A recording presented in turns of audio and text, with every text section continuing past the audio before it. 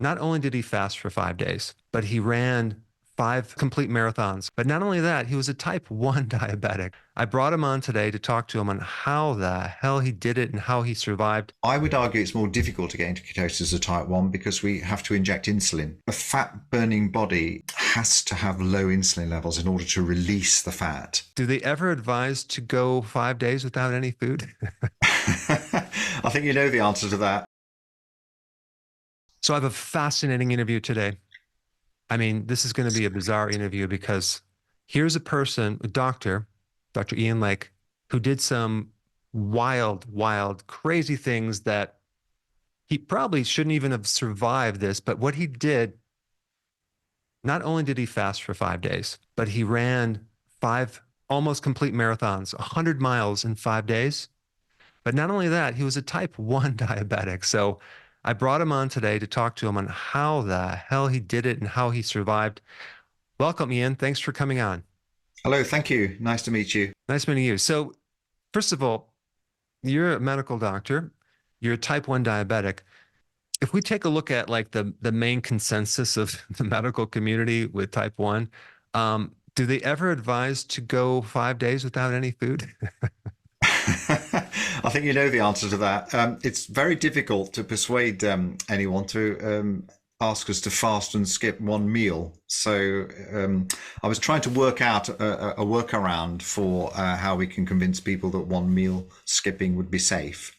So this was an extreme version of skipping a meal, really. To prove this point, you went to the extreme, and you did this with how many people? 8 people. 8 people did this.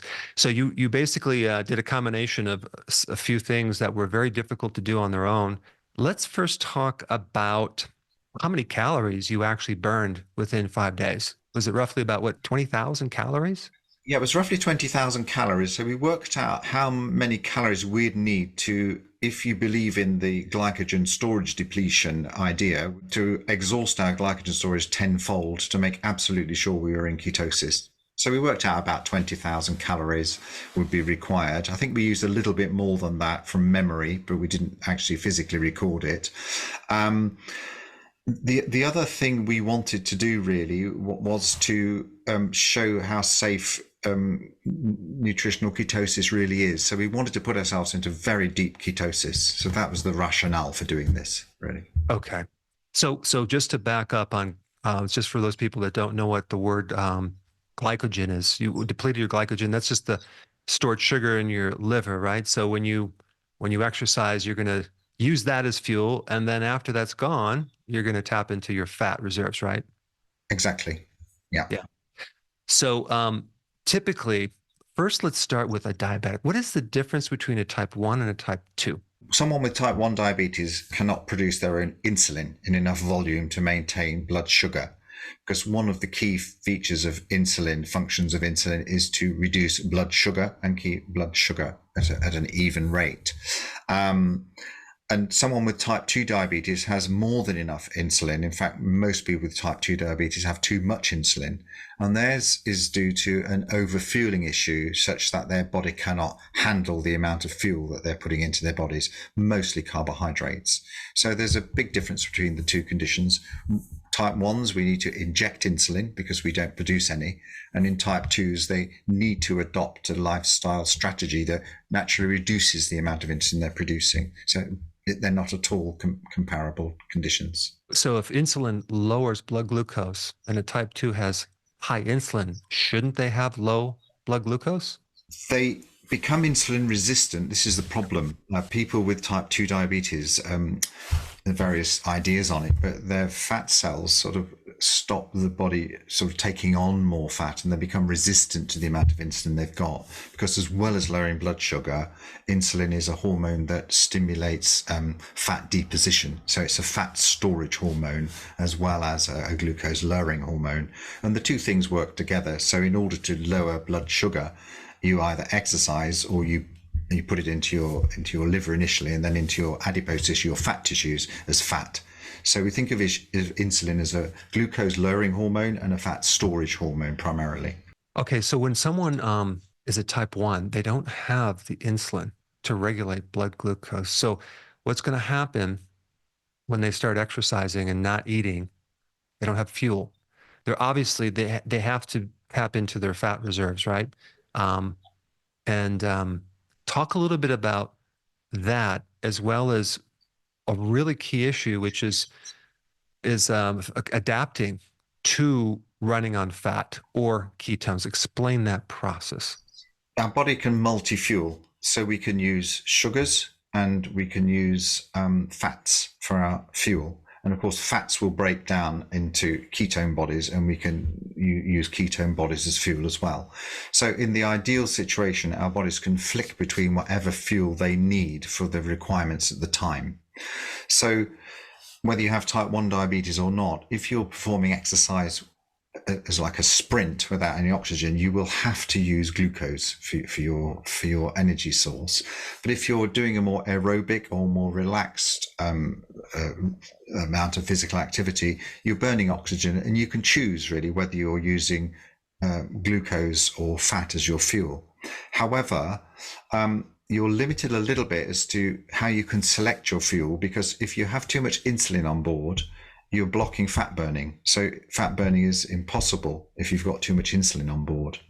Now, people do burn fat when they are exercising, and there's this fat burning zone, which is otherwise known as zone 2, because there's a hormone that called hormone sensitive lipase, which enables fat to be burned, and that is also stimulated by lowering insulin or adrenaline, cortisol, growth hormone, things like that. So stress hormones will release that. But if you have too much insulin, it will override those hormones and block fat burning. So then you become entirely dependent on glucose.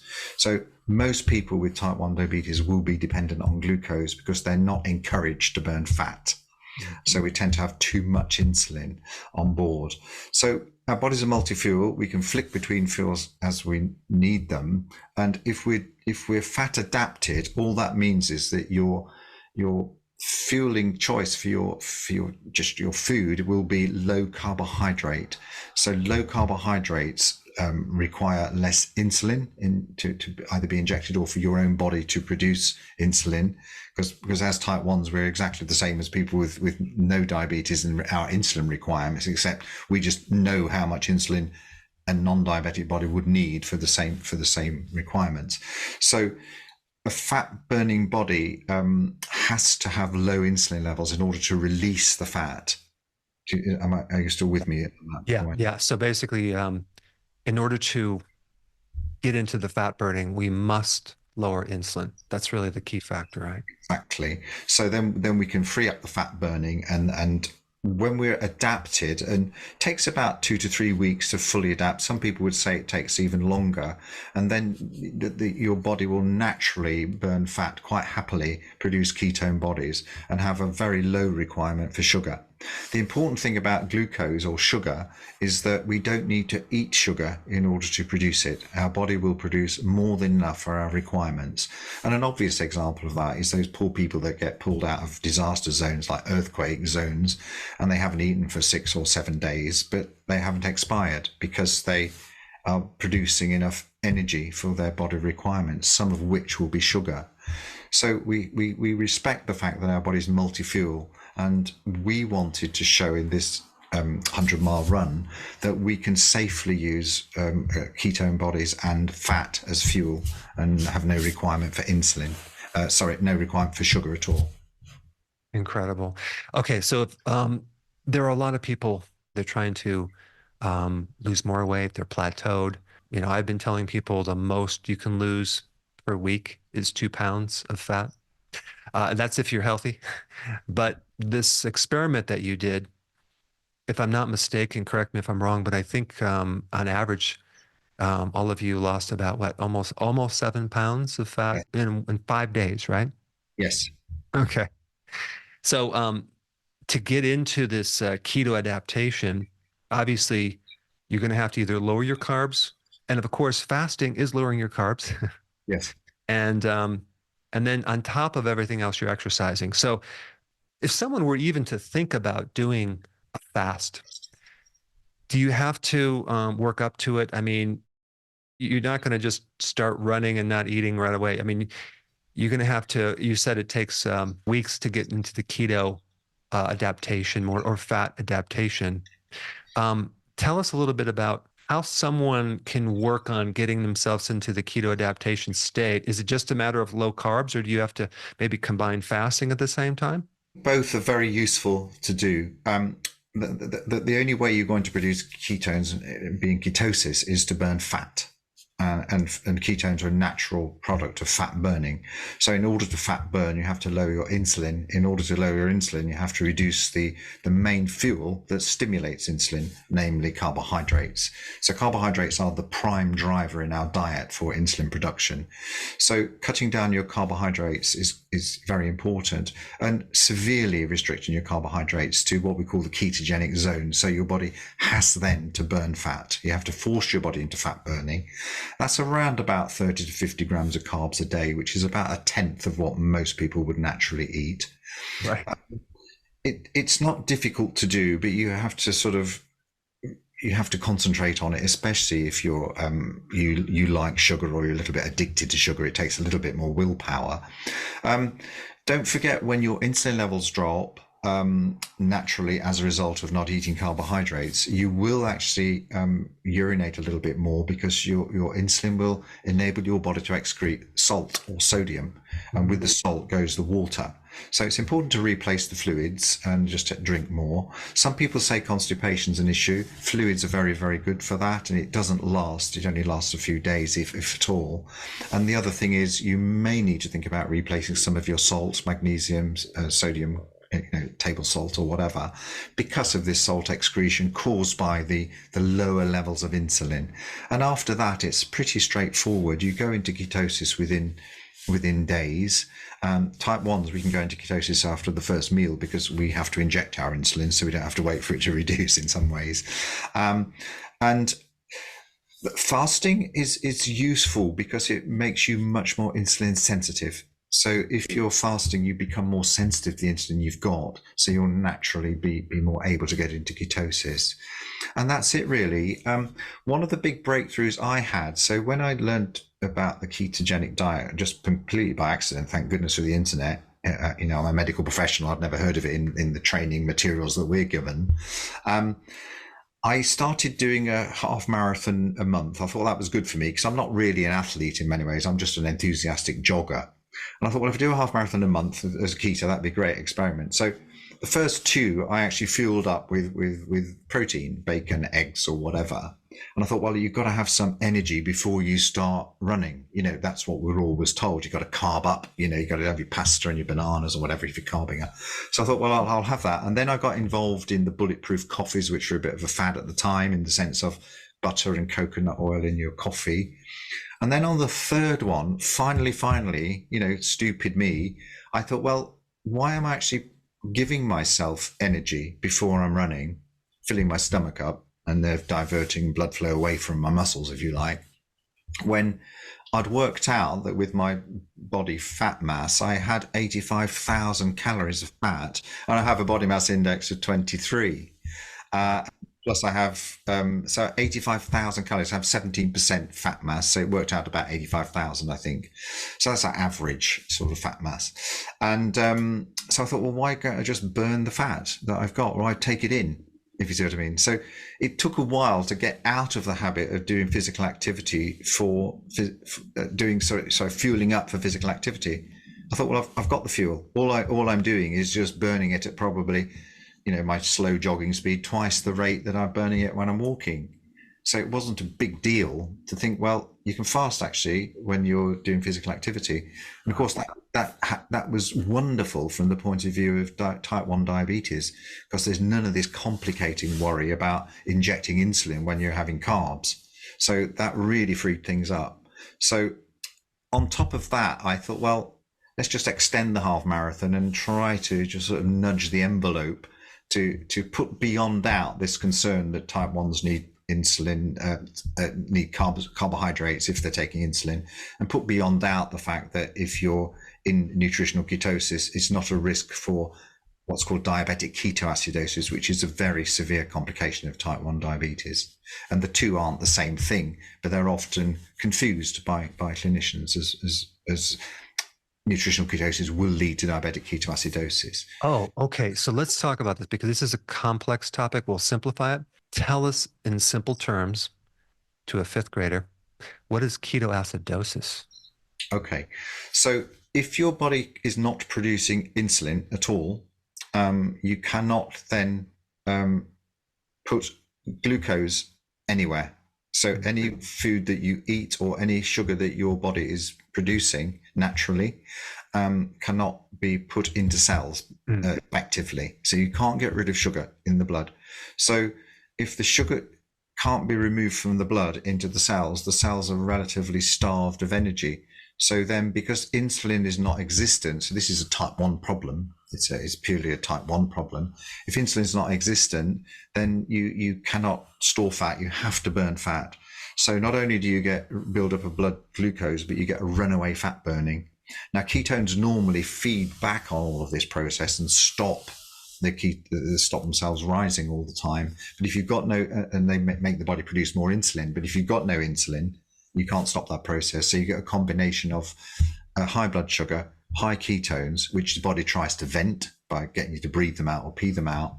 And also you pass a lot of urine because your sugars in your kidneys is so concentrated, it drags the fluid out with it. And that makes you thirsty. So that becomes a medical emergency. Even people like myself who are in nutritional ketosis are at risk because sometimes if you get a septicemia or a very severe infection, it means you need a huge amount more insulin. And a lot of us are a little bit resistant to taking that. So, for example, when I had COVID, which was only like a cold for me, luckily, my insulin requirements went up from 20 units a day to 60 units a day. If you see what I mean. So a person with no diabetes would have the same insulin requirement, but they would not go into ketoacidosis because they've got natural insulin on board to protect themselves. We have to inject it. So it's totally different to nutritional ketosis, which is just a lowering of the insulin that you inject or your natural insulin, and it's just a regulated process. If you've got insulin in your body sufficient, you will not go into diabetic ketoacidosis. So the risk of getting ketoacidosis really is if you're a diabetic and you do forget to take your insulin. Yes. An average person, a healthy person, starts a ketogenic diet, and someone mentions, well, usually you're going to see this in the news. Oh yeah, you might develop ketoacidosis. That's pretty much a myth. Yes, 100%. It doesn't work with the science. Got it. Yeah, I know. I've seen that so many times. Um, Now, as far as this adaptation into just keto adapted or fat adapted, you work with patients. I'm guessing you probably help them with their getting on a ketogenic diet. I'm guessing. Do you find that some people have a harder time fasting for a longer period of time than others, or is that dependent on insulin resistance and it's just a matter of time and doing it over a period of time where they can go longer and longer without eating? Or what's your experience on that? My personal experience of fasting was that it was quite difficult in the early stages. It's difficult getting through the first 24 hours because I think psychologically you're geared to have a hard time. You think you're going to have a hard time, and I think when your body suddenly gets this shock of not eating, it makes you hungry. But I think most of it is psychology, and certainly when I did my first fast, I was lying around in the afternoon. I started my fast in the morning, thinking, "Oh, poor me, I'm hungry. I must drink, and I'm feeling weak." But after day 2 and 3, you get used to that effect, and it becomes normal. And from day 2 onwards, with subsequent fasts, there's no hunger at all. And the choice to break the fast was just really you got to eat at some point, if you see what I mean. So subsequent fasts became much easier to do. Because you were aware of the changes in your body. The trick was to dial down your insulin because you were not requiring as much insulin when you were fasting. So the trick was to get the insulin levels down to a safe level for you to not have hypos when you're exercising. But it was not difficult to do. Okay. And then what about, so then we put this layer on top of the fasting, this exercise. Um, people they have this idea that they have to eat, like you mentioned, they have to eat to get the energy to exercise. But once you're keto adapted after some weeks, you probably can then exercise and fast at the same time.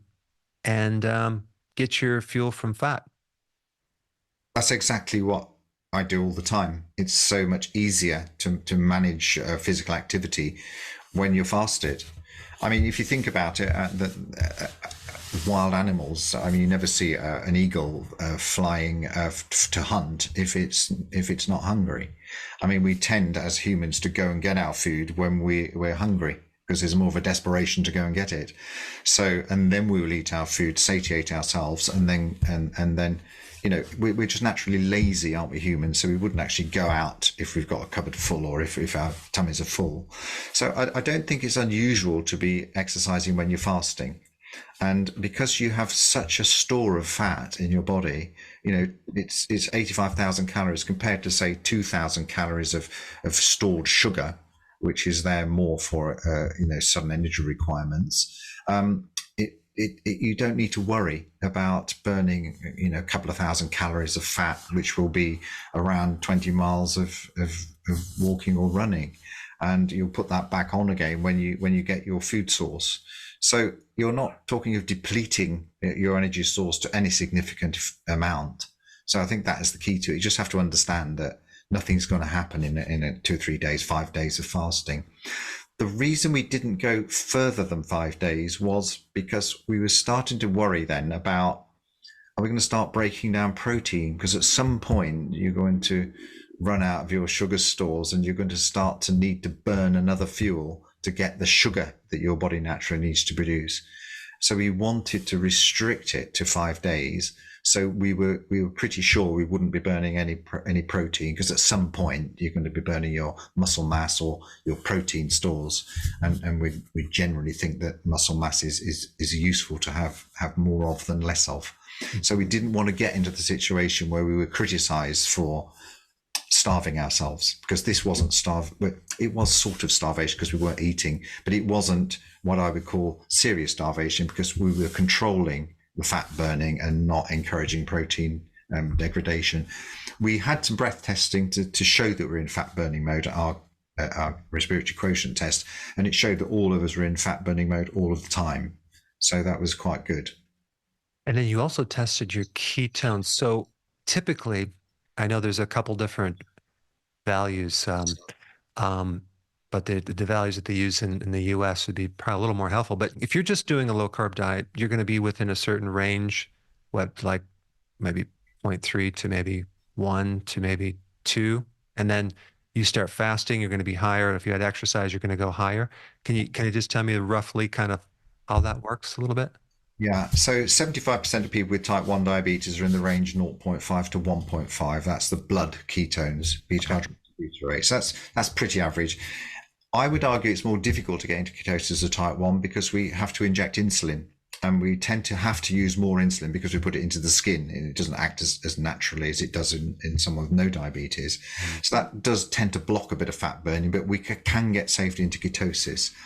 When we did the run, my ketones went up to 6, 5.5, 6, or something like that for a couple of days. And my other friend John, the other type 1 who was running with me, he's went up to around about the same. We wanted to test ketones twice a day for 5 days, and we wanted every one of the 8 participants to do the same, because we wanted to show that you don't go into deep diabetic ketoacidosis if you're in nutritional ketosis. Mm. So when we pulled the graph of 8 people twice a day for 5 days and just did a bar chart, you could not tell the type 1s from the non-type 1s out of that group of 8. So Mm. from that, we were confident that we were in the same nutritional ketosis state as our non-diabetic peers. The other interesting thing that I heard or I read in your website that as far as you would think that people would get extremely sore and very, very have to, really have to spend more time recovering. Wasn't there a point about there was not much soreness going on, which was very unusual? It was unusual when we started. We were pretty confident that we'd be okay when we started. It was a bit tricky in the early stages, but not one of us had any injuries at all, and none of us had recovery problems. We all managed every single day to complete our task, and none of us had any aches or pains the next day, which was remarkable. But last year, about this time of year, I did a 150-mile run in a week. It was along the canal network of Britain, so it was flat. And equally, it was keto. I was on a keto diet then. I wasn't fasting, but equally, I had no injuries or no soreness at all. It seems to me that the anti-inflammatory effect of ketones is very powerful in sport. And I've met lots of people. I've interviewed a professional rugby union player in the UK, and he said when he went keto, he was had type 1 diabetes. He had his best year as far as injuries went in the year after he started his diet. So there's something about keto which is anti-inflammatory and good for recovery. Fascinating. What's the longest you ever, like I know, we're talking about 100 miles or 150 miles. What's the most you've ever ran? And over a period of days, I guess in a row? Well, that was the longest distance I've ever run is 35 miles. That's the longest I've ever run. I That's in one day. one day. That was a run walk rather than the run, more like an ultra marathon type of thing. Mostly I just do 10K, 15K. I'm not a great fan of long distances in that sense. Okay. But I'm not worried about doing 20 miles a day. It wouldn't worry me, but it takes a lot of time to keep practicing for that. So I'm a bit lazy in that sense. I mean, you're pretty a lean guy, right? Yes. So you still had how many calories of fat on your body with your lean body mass? Well, I had a normal body fat mass for my type, and it was 85,000 calories. 85,000 calories and someone who doesn't have a weight problem. So that's plenty of extra energy to be able to, do this activity. I think that's exactly it, isn't it? It's just getting the mindset right. And as I said, it took me quite a long time to realize that I can actually do physical activity without fueling it first. I could fuel it when I was doing it and not have to worry. And that is so freeing, especially anyone who has type 1 diabetes. You don't have to worry.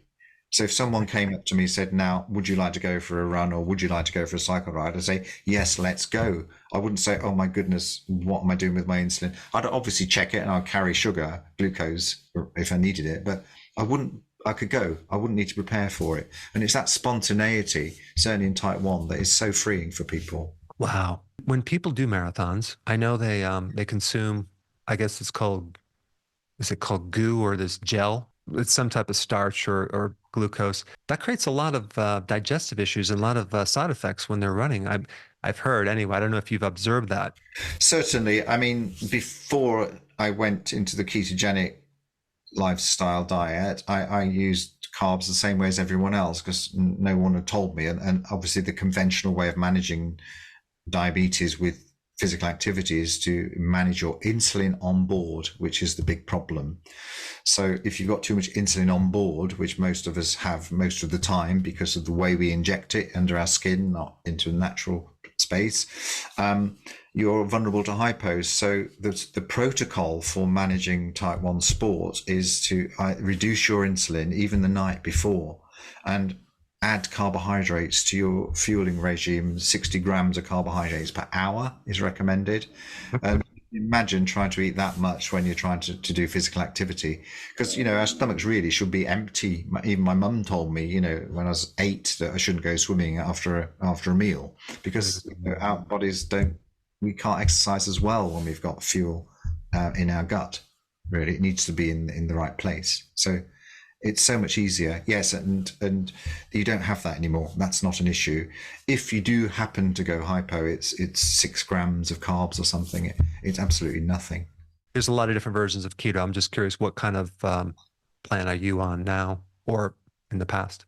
Yeah, I go from different ideas to different ideas. At the moment, I'm more carnivore than I have been for a while. I will eat green leafy vegetables and salads. I do eat fish and dairy. Nuts I'm a little bit wary of because I think they cause insulin resistance, some of the nut oils in me personally, and probably some of the oxalates cause joint pains. A little bit wary of that.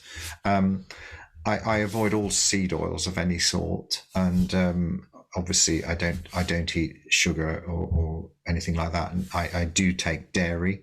I find that milk and cream aren't very good, but cheese is okay, and for some reason yogurt seem to be okay. So it's a mixed diet at the moment, tending to carnivore.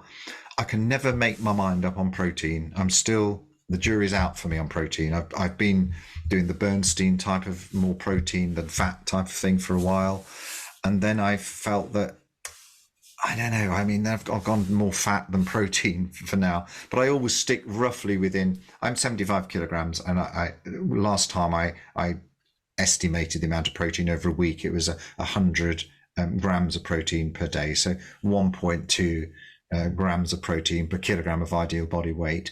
Most people would say 0.75 to 1, so it's on the higher side. But yeah, that's what I do. I find that some foods, certainly the leafy veg, can be a little bit carby, and you have to be a little bit more careful with your blood sugar control. I do find that meat, fish, eggs are the easiest foods to use. There's no doubt about that. But I do eat a variety of foods as well. Um, Alcohol, I've gone off it. Strangely, I used to drink like red wine, prosecco. I love beer, but I can't drink it anymore. I'll have probably two glasses if I'm out on a nice summer's day with friends or something, because that's just what you do. You especially in the UK. have to take a hit. You have to live your life. Yeah, that's right. It's sunny in the UK. Yeah, and but alcohol, I find it just my body tells me I don't need it. But I have drunk it in the past, and I will drink it, but it's not something that features heavily in my diet anymore. You used to more 5, 6 years ago, probably. Yeah, me too. I can't tolerate any more than a six pack on a weekend. I can't tolerate any more than that. But no, I don't drink at all anymore. But wow, this has been fascinating. I think I want to send a lot of people to your website. I'm going to put your link down below. But thank you for coming on, and I really appreciate these insights on this crazy thing you did, which actually is not very crazy. It goes against what's called what medical wisdom, which I don't even think is wisdom, right? It's just again these certain fixed ideas that the medical profession has that end up, not being 100% true. So this has been fascinating. Thank you so much. Thank you very much. Thank you.